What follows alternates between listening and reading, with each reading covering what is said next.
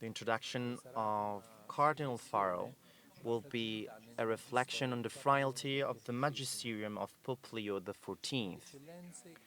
Excellencies, dear speakers, directors of the pastoral care of the elderly, episcopal conferences, religious congregations, associations of the faithful, dear friends, dear participants, I am pleased to welcome you to this study day. The presence of representatives from over 80 ecclesial realities from more than 30 countries already says a great deal about the journey traveled together. The two international congresses on the pastoral care of the elderly and the online meetings organized for each continent have allowed us to get to know one another and to begin weaving a network of people engaged in the pastoral accompaniment of the elderly. But after these stages, we feel the need to go deeper and to offer our common work a theological and spiritual foundation. Old age as we live it today is something historically new. Never before has humanity known a season of life so long and so widespread. Pope Francis, in this regard, often spoke of a new people. On average, we live 20 years longer than previous generations. These are 20 years that have been gifted to us, and we cannot accept living them without meaning, without a spiritual reading that tells us who we are and what we are called to do. It is necessary to develop a theology of old age, and to do so, we have chosen to start from a fundamental topic: frailty. The common thread of this day is this one: frailty is not a mistake, it is not a defect to be corrected. It is the opportunity to recognize the presence of God and the need we have for one another. To be weak, and we are all weak, means to recognize the vocation to live together and to build fraternity.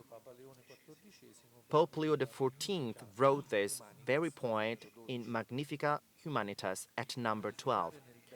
To build up in godness means to accept the limitation and fragility of humanity without considering them a mistake to be corrected.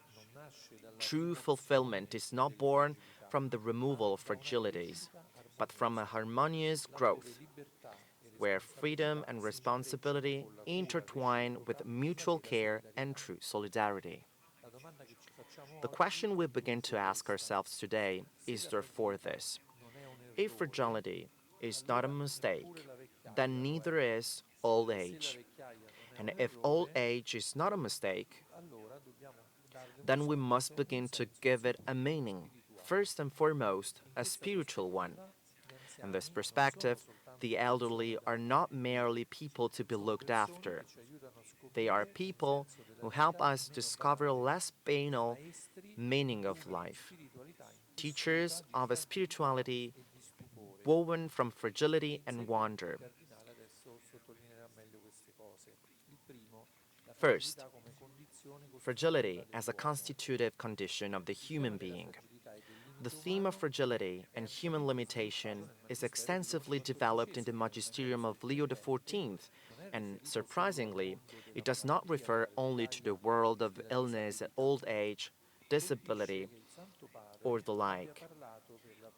I was struck by the fact that the Holy Father spoke for the first time about fragility as part of the wonder that we are in front of that explosion of vitality and vigor that was the hundreds of thousands of young people gathered on the occasion of the Jubilee at Tor Vergata.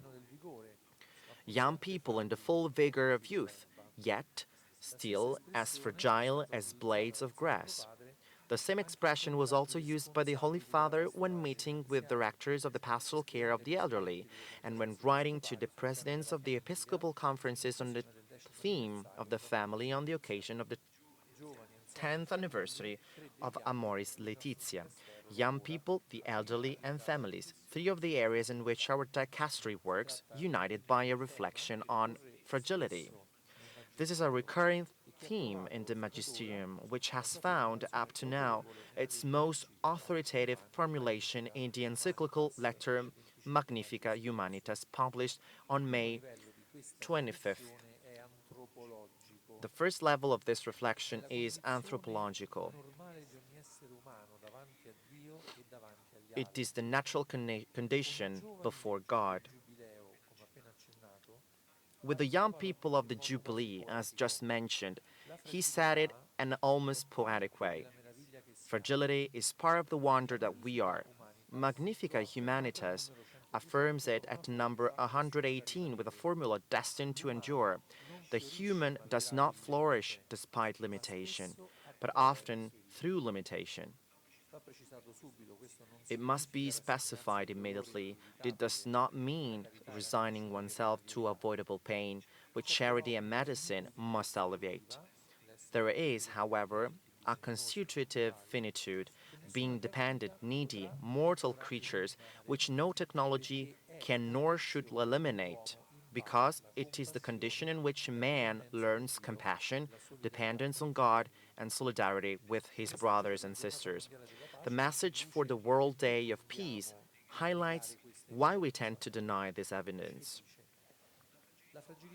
Human fragility has the power to make us more lucid regarding what lasts and what passes away, what gives life and what kills.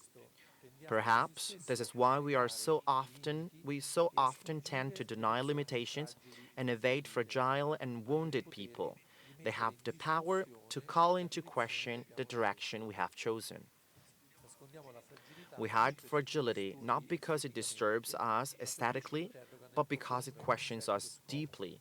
It is an uncomfortable mirror. Second, incarnate fragility, Jesus Christ and God's method. Fragility is not only a human condition, it is the method by which God chooses to meet us. In the incarnation, God does not choose power but weakness, no glory but the manger. Pope says it with disarming simplicity. Godness is disarming. Perhaps this is the why God became a child, a defenseless God by whom humanity can discover itself loved only by taking care of him. And we have this intuition to its fullest formulation at number 232. The living God descends into our history to free us from every slavery, takes upon himself our weakness and transforms it into a place of salvation. What saves man is the divine love that descends to the most fragile point of his history and regenerates it from the depths. On the cross, Jesus does not surrender out of weakness, but out of love. God saves not by doing, but by letting himself be done too. Not by concrete evil with force, but by accepting to the very end the weakness of love. Weakness is not the opposite of strength, it is the highest form of love. Third, fragility recognized as a spiritual path. Starting from this Christology, Leo XIV elaborates a true spirituality of fragility. Its core, recognizing one's own fragility, is the necessary condition for opening oneself to God and to others. To priests, he wrote, "Do not be afraid of your fragility. The Lord does not seek perfect priests, but humble hearts open to conversion." To seminarians, crises, limitations, fragilities are not to be hidden. Rather, they are opportunities for grace and paschal experience, not despite fragility, but through it. However, fragility also has an inevitable relational dimension. Those who recognize their own fragility cannot close themselves off. They are driven to plead for help, to open themselves to others. Magnifica Humanitas says it with words that touch the experience of everyone at number 119. It is precisely in our being limited that space is found for compassion, for sincere restlessness, in the face of the needs of others, for generosity that surprises even in the midst of darkness and failure, for spiritual experience and the adoration of God. And it is the same logic that, on the social level, leads the Pope to say that the feeling of one's own weakness drives man to wish to join his work to that of others. Fragility is the anthropological foundation of solidarity. Fourth point, the fragility of the poor, the elderly, and the sick. Fragility is concentrated in a special way in the poor, the elderly, and the sick. The Pope's logic is typically evangelical. They are not objects of charity but subjects who evangelize the community. The poor, he writes in the exhortation de l'exité, reveal our precariousness and the emptiness of an apparently protected and secure life. The fragility of the other becomes a mirror of one's own fragility.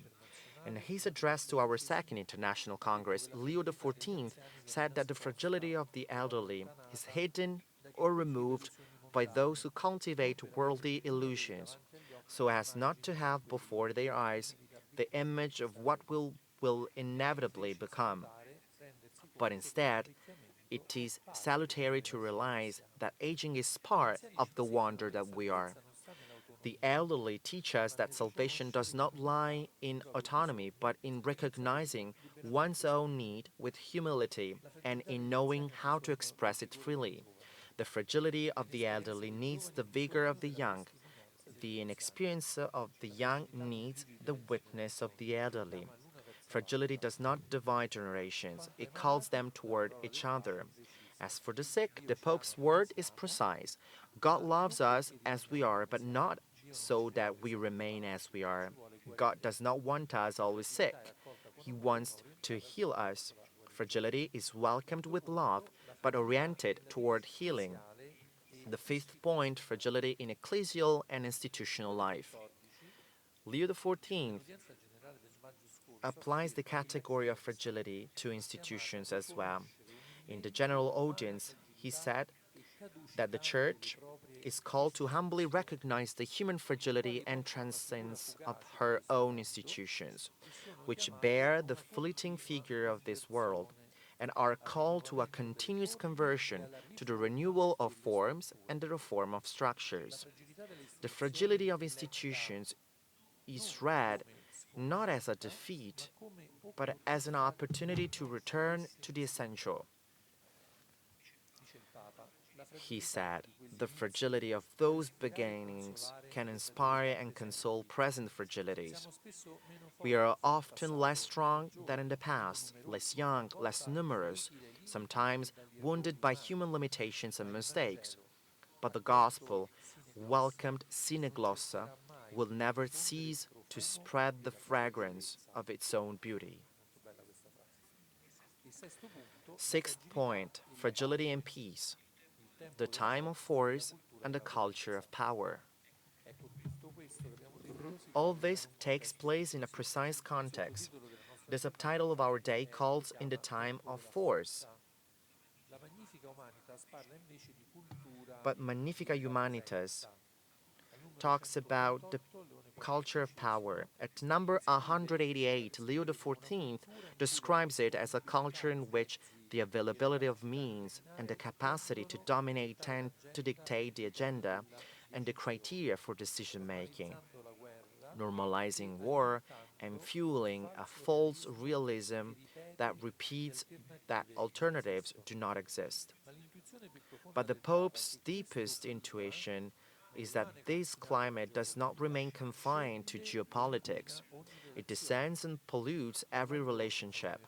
Speaking at Sapienza, the University of Rome, he said it in clear words: a world unfortunately crippled by wars and words of war. It is a pollution of reason which, from the geopolitical level, invades every social relationship.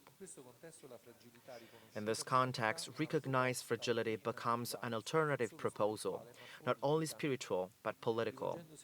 Addressing to the Christian community in Algeria, the Pope used the image of the desert. In the desert, one does not survive alone. The harshness of nature downsizes any presumption of self-sufficiency. It reminds everyone that we need each other and that we need God. It is recognized fragility that opens the heart to mutual support and to the invocation of Him who can grant what no human power is capable of guaranteeing, the profound reconciliation of hearts, and with it, true peace. In the culture of power, the other is an adversary. In the logic of recognized fragility, the other is someone I need, someone without whom I cannot survive. This is the reversal that the Pope proposes, from a culture of power to a culture of negotiation, in which dialogue becomes the ordinary path among peoples. Peace enters the world through the fragile. The limitation and fragility of human beings are not, as we have said, an oversight. One could argue that they not only from part of but actually qualify that human element which the Holy Father considers urgent to defend. Faced with the dazzle of posthumanism and transhumanism, men and women, with their imperfections, continue to be the unique image of God in which He recognizes Himself. Leo XIV writes, "Through this closeness, the gift of peace enters the world in a paradoxical way, as the power to become children of God, which awakens when we let ourselves be touched by the weeping of the little ones, by the fragility of the elderly, by the silence of victims, by the toil of those who fight against the evil they would not wish to commit. Peace does not enter the world through the powerful, it enters through the little ones, through the elderly, through the victims, because it is there that something greater awakens within us. When we stop looking away, when we accept that that wounded flesh concerns us." In the Magisterium of Pope Leo XIV, fragility, that of the elderly but not only, ceases to be a limitation to be hidden and becomes a bridge, transforming those whom the world would cast to the margins into witnesses and guides for the entire people of God. The elderly are not mere recipients of assistance, but active subjects who, through their very vulnerability, point out to the Church the path of tenderness and wonder.